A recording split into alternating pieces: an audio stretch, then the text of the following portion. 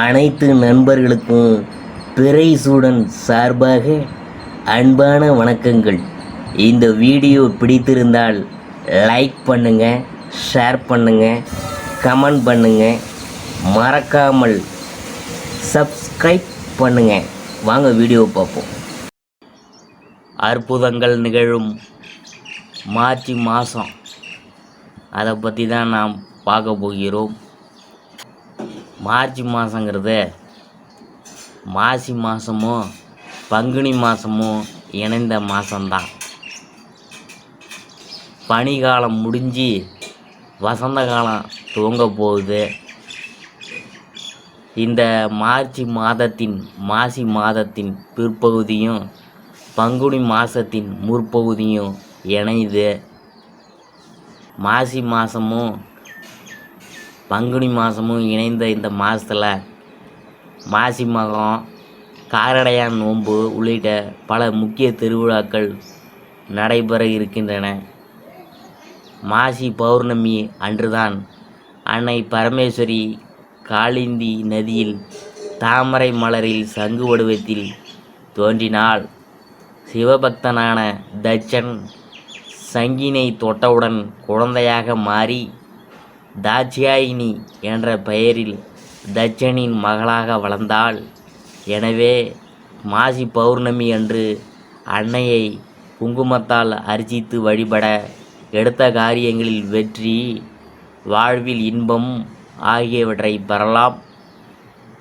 மாசி பௌர்ணமியின் தான் சிவபெருமானால் மன்மதன் எரிக்கப்பட்டான். இந்நிகழ்ச்சி காம தகனம் என்று அழைக்கப்படுது.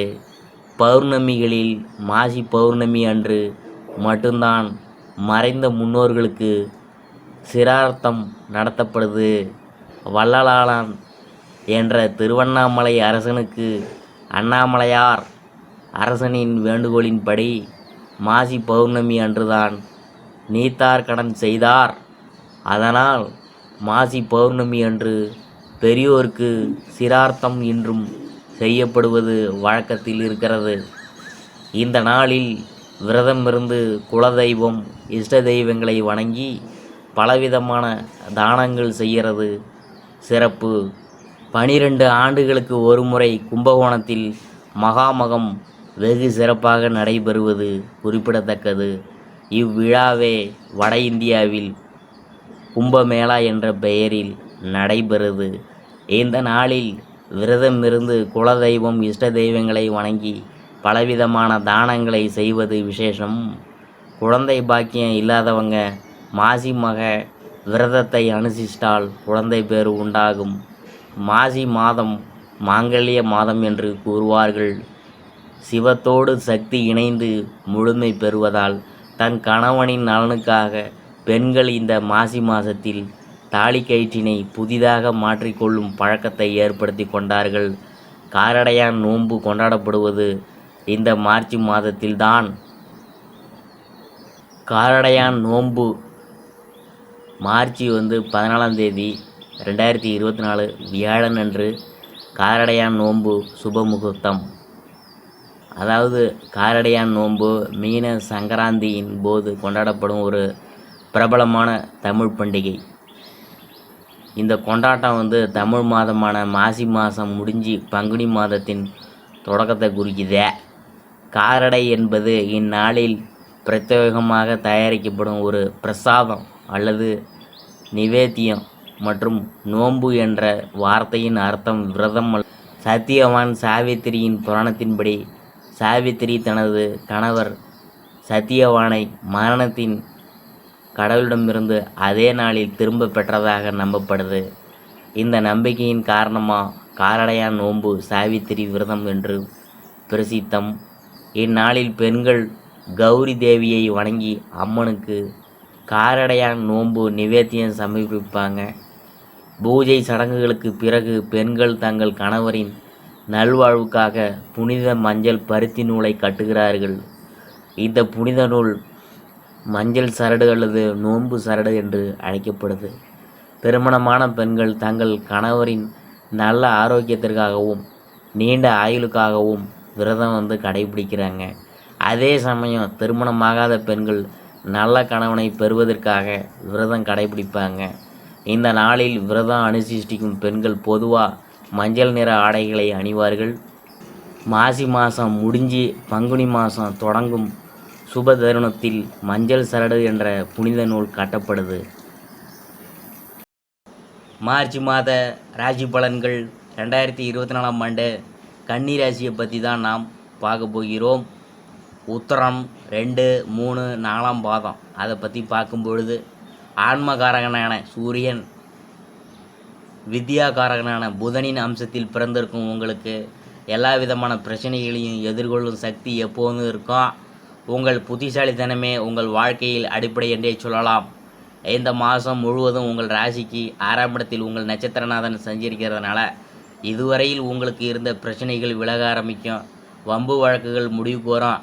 புதிய தொழில் தொடங்க முயற்சித்தவங்களுக்கு அதற்குரிய அனுமதி கிடைக்கும். பொருளாதார நிலை உயரும். உடல்நிலையில் இருந்த சங்கடங்கள் நீங்கும். எதிரிகள்லாம் விலகி போவாங்க. அலுவலகத்தில் இருந்த பிரச்சனைகள் முடிவுக்கு வரும். ஜென்ம ராசிக்குள் கேது பகவான் சஞ்சரிக்கிறதுனால மனசில் இருந்த குழப்பங்கள் இருந்தாலும் அவற்றையெல்லாம் சமாளிக்கும் நிலை உங்களுக்கு உண்டாகும். வியாபாரம், தொழில் போன்றவற்றில் லாபம் அதிகரிக்கும். குடும்பத்தில் இருந்த பிரச்சனைகள் முடிவுக்கு வரும். பூர்வீக சொத்துக்கள் சம்பந்தமாக ஏற்பட்ட வழக்குகள்லாம் உங்களுக்கு சாதகமாக இருக்க போகுதுங்க. 7ஆம் இட ராகுவால் எதிர்பாலினரிடம் நட்புகளிடம் எப்போதும் எச்சரிக்கையாக இருக்கணும். வார்த்தைகளில் கவனமாக இருக்கணுங்க. இல்லையெனில் விரோதத்தை சந்திக்க நேரிடுங்க. பெண்களுக்கு இந்த காலகட்டத்தில் உடல் ரீதியான பிரச்சனைகள்லாம் தீருங்க. குடும்பத்தில் நிம்மதியான நிலை உண்டாகும். எதிர்பார்ப்பு நிறைவேறும். விவசாயிகளின் விளைபொருளுக்கு எதிர்பார்த்த விலை கிடைக்கும். மாணவர்கள் கல்வியில் கூடுதல் கவனம் செலுத்துவாங்க. பரிகாரம் என்னன்னு பார்க்கும்பொழுது பாலகிருஷ்ணரை வழிபட நிம்மதியெலாம் நிலைக்குமுங்க. அடுத்தது நாம் பார்க்க போகிறது அஸ்தம். மனக்காரகன் சந்திரனை நட்சத்திரநாதனாகவும் கல்விக்காரகனான புதனை ராசிநாதனாகவும் கொண்டு பிறந்த உங்களுக்கு எந்த ஒரு செயலையும் திறமையாக செய்திடக்கூடிய ஆற்றல் இருக்கும். எதுக்காகவும் உங்களுடைய முயற்சிகளை நீங்கள் இடையில் நிறுத்திவிட மாட்டீங்க. இந்த மாதத்தில் உங்கள் தன குடும்ப அதிபதி சுக்கிர பகவான் உங்களுக்கு முழுமையான யோகத்தை வழங்கிட இருக்கிறார். நீங்கள் எதிர்பார்த்த வரவுகள் சேரும். பொன்பொருள் சேர்க்கை உண்டாகும். குடும்பத்தில் இருந்த சங்கடங்கள் விலக ஆரம்பிக்கும். உங்கள் ராசியாதிபதியும் மாதத்தின் முற்பகுதியில் உங்களுக்கு சாதகமாக சஞ்சரிக்கிறதுனால புதிய ஒப்பந்தங்களில் கையெழுத்திடுவீங்க. எதிரிகளால் ஏற்பட்ட தொல்லைகள் விலகும். உத்தியோகத்தில் இருப்பவர்களின் நிலை உயரும். மேல் அதிகாரிகளின் ஆதரவு அதிகரிக்கும். சிலருக்கு விரும்பிய இடமாற்றம், பதவி உயர்வும் ஏற்படும். புதிய சொத்து சேர்க்கையும் உண்டாகும். பெண்களுக்கு இந்த மாதம் யோகமான மாதம்தான். குடும்பத்தினரின் ஆதரவு அதிகரிக்கும். வாழ்க்கை துணை உங்களுக்கு உதவியாக இருப்பாங்க. சுய தொழில் தொடங்க முயற்சித்தவர்களின் எண்ணம் நிறைவேறும். சிலருக்கு வேலைவாய்ப்புக்குரிய தகவல் சேரும். கலைஞர்களுக்கு இந்த மாதம் யோகமான மாதம்தான். விவசாயிகள் தாங்கள் எதிர்பார்த்த ஆதாயம் கிடைக்க பெறுவாங்க. மாணவர்கள் கல்வியில் கூடுதல் கவனம் செலுத்துவது நல்லது. பரிகாரம் என்னன்னு பார்க்கும்பொழுது மீனாட்சி அம்மனை வழிபட்டால் நன்மைகள் பன்மடங்காகும். அடுத்தது நான் பார்க்க போகிறது சித்திரை 1, 2 பாதம். அதை பற்றி பார்க்கும்பொழுது தைரிய வீரிய பராக்கிரம காரகனான செவ்வாய், வித்யாகாரகனான புதனின் அம்சத்தில் பிறந்திருக்கும் உங்களுக்கு எந்த ஒன்றையும் வேகமாக செய்து முடிக்கும் ஆற்றல்லாம் இருக்கும். யாருக்காகவும் உங்களை நீங்கள் மாற்றி கொள்ள மாட்டீங்க. உங்களுக்குரிய பாதை எப்பொழுதும் தனித்தாகவே இருக்கும். இந்த மாதம் உங்களுக்கு இதற்கு முன்பிருந்த சங்கடம்லாம் விலகி மாதம் முழுவதும் நல்லாயிருக்கும். சத்ருஸ்தானத்தில் சஞ்சரிக்கும் சனி, சூரியன் இருவரும் உங்கள் ஆற்றலை அதிகரிப்பார். முயற்சிகளை வெற்றியாக்குவார். நினைத்ததை சாதிக்கும் நிலையை உண்டாக்குவார். சிலருக்கு புதிய சொத்து சேர்க்கை உண்டாகும். அரசு வழியில் உண்டான சங்கடங்கள் விலக ஆரம்பிக்கும். அரசியல்வாதிகள் செல்வாக்கு உயரும்.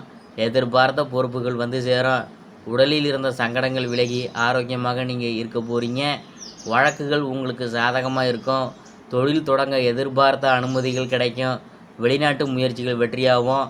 குரு பகவானின் பார்வை வாக்கு ஸ்தானத்திற்கு உண்டாவதால் உங்கள் வார்த்தைக்கு மதிப்பு உண்டாகும். கணவன் மனைவிக்குள் இருந்த சங்கடங்கள் விலகும்.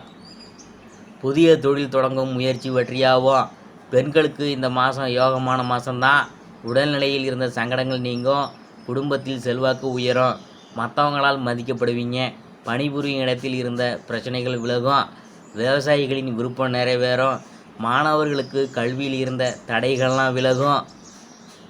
பரிகாரம் என்னன்னு பார்க்கும்பொழுது, சாமுண்டீஸ்வரியை மனசில் வேண்டி வழிபட